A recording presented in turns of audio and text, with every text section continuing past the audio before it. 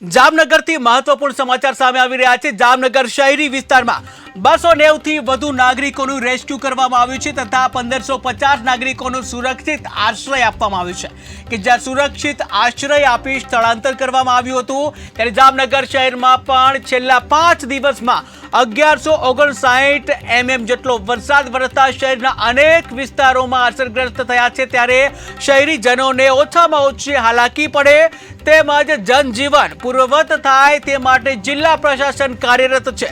ત્યારે હાલ સ્થળાંતરિત કરાયેલા જે અસરગ્રસ્ત વિસ્તારોમાં લોકોને મુશ્કેલી ન પડે તેના માટેથી 1.40 લાખ જેટલા ફૂડ પેકેટ તૈયાર કરી વિતરણ કરવામાં આવેલ છે। ત્યારે હાલ જે વરસાદ બંધ થવાના કારણે શહેરમાંથી વરસાદી પાણી ઓસરતા 14 જેટલા જેસીબી અને 5 ટ્રેક્ટરની મદદથી નીચાણવાળા વિસ્તારોમાં કાદવ કીચડ દૂર કરવા સહિતની સફાઈ કામગીરી તેમજ જે વૃક્ષો ધરાશય થયા છે આ તમામ હટાવવાની કામગીરી શરૂ કરવામાં આવી છે। ત્યારે મેઘતાંડવ સર્જાયું છે અને તેમાં 20 તસવીરની આપણે વાત કરી રહ્યા છીએ। ત્યારે જામનગરની આ તસવીર કે જ્યાં જામનગરના 290 લોકોનું રેસ્ક્યુ કરવામાં આવ્યું છે। 1550 નાગરિકોને સુરક્ષિત સ્થળે સ્થળાંતરિત કરવામાં આવ્યા છે। અસરગ્રસ્ત વિસ્તારોમાં ફૂડ પેકેટનું વિતરણ કરવામાં આવી રહ્યું છે। 1.40 લાખ જેટલા ફૂડ પેકેટ તૈયાર કરી વિતરણ કરાયા છે। ત્યારે કાદવ કીચડ દૂર કરવા સહિતની કામગીરી પણ હાથ ધરવામાં આવી છે।